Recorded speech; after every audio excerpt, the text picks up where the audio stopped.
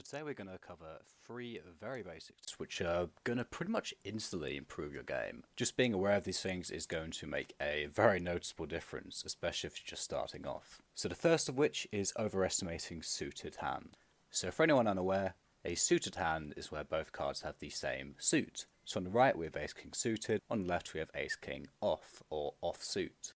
However, what a lot of newer players don't realise is that a suited hand isn't much better than an offsuit hand.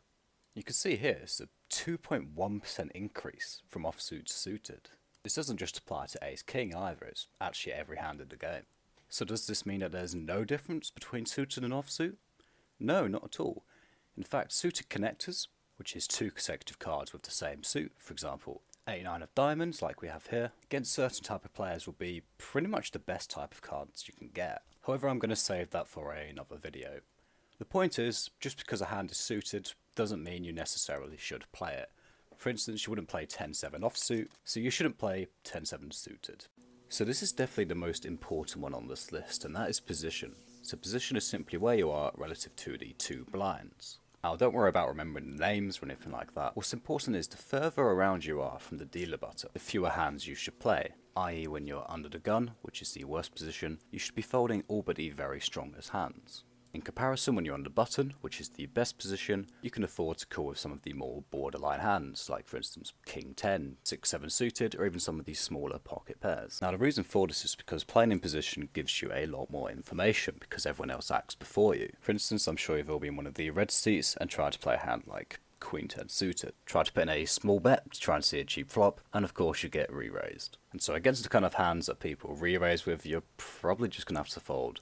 And you're definitely going to have to if someone raises over the top of that. So all you've really done in the end is kind of just thrown your money away. So when there's a lot of people behind you still to act, you want to play stronger hands so that if they do re-raise you, you're able to call without wasting your money. And position is just as useful post-flop because you always get to see what your opponent does before you. So this extra information is invaluable, and of course the better you get, the better you're going to be able to exploit it. But even if you feel that you're not experienced enough to take advantage of that information just yet, playing in position is still going to help you, because if they move before you, then you move after them.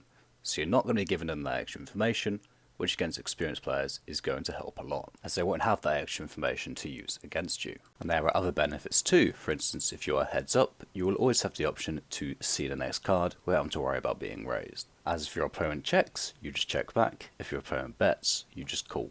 And they never get the opportunity to raise over the top of you. So obviously this is great if you're on a straight or a flush draw, which is why you can play suited connectors a lot more from the button. So there's a lot more to it than just that, but I don't want this video to drag on forever, so I'm going to come back to this in a lot more detail another time.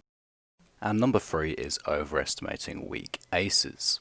So this is definitely the mistake I made the most when I first started, and on the surface there doesn't seem to be an issue with them. However, these kinds of hands will just put you in a lot of bad situations. For instance, even when you do hit a pair, there's always a half decent chance your opponent has a stronger ace, which is going to be a real disaster for you if you're convinced your ace is good, and therefore refuse to fold. And even when you are ahead, you're probably not going to make a huge amount of money off that. For instance, on a flop like this, if they have anything less than what you've got, they're probably not going to be willing to call any significant bets. And so the majority of the time, this is kind of a high risk, low reward type hand. Now, a suited ace can be useful for flush draws. So against opponents who overvalue their hands, they can be very useful, as you can take advantage of something called implied odds. But unless you know what you're doing with that, you're better off just folding these hands the majority of the time. So that is going to be it for this one. I wanted to keep it nice and short.